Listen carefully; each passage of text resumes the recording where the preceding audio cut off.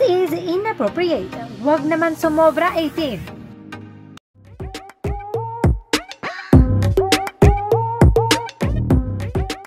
An 18 who was at the Taiwan event for Josh and Ken shared this video at gigil na gigil sa nangyari. This person said, kung sino ka man na humaplo sa katawan ni Josh Cullen, sana next time di na maulit kasi nakakawalang respeto. Baka sa susunod di na ganyan ang fan service niya sa 18.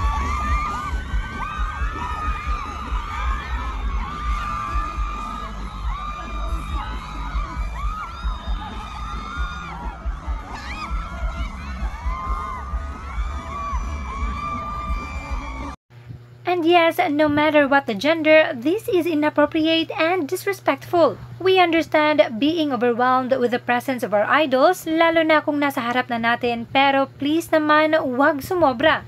Maiintindihan pa kung hindi sinadya o kaya na may mahaplos just once, pero ang pag-uulit-ulit ay hindi na nakakatuwa at sobrang-sobra na. And with this kind of instances na minsan ay sumusobra tayo, ang naaapektuhan dito ay ang ating iniidolo.